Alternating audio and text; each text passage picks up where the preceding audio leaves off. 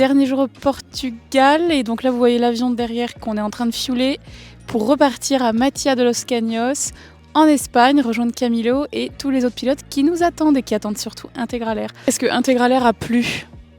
Et bah ouais, visiblement, les pilotes qui étaient là, ils l'ont tous apprécié. On a entendu en plus qu'ils en parlaient un peu entre le soir.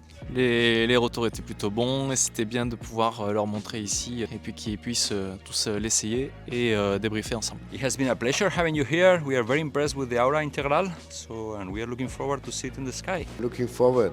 Next time I will be keen to fly on the Integral.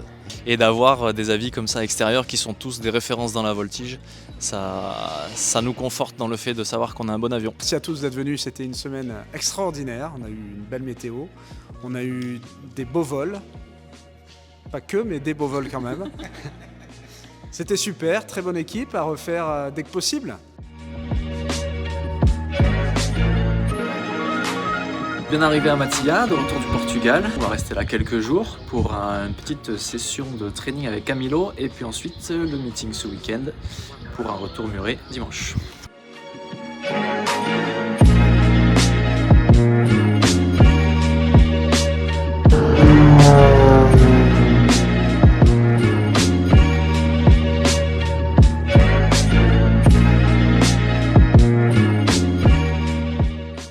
Alors bien que nous soyons en Espagne, il fait un froid de canard, mais ça n'empêche pas les pilotes de voler et de s'entraîner en attendant le fly-in de demain.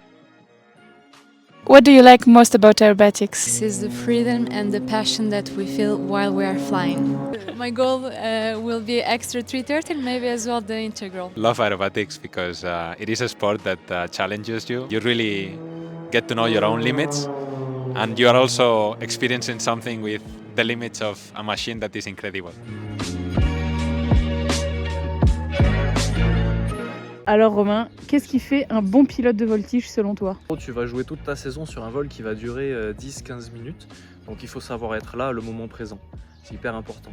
Se mettre dans les conditions de compétition à chaque entraînement, essayer de blinder à la fois la préparation physique, mentale, pour que le jour J, tu puisses faire tout à la fois et donner le meilleur de toi-même. On en voit beaucoup d'ailleurs dans les compétitions, enfin, on voit beaucoup de pilotes qui sont très bons à l'entraînement et puis en compétition, ils n'y arrivent pas. À partir d'un certain niveau, le mental fait énormément la différence.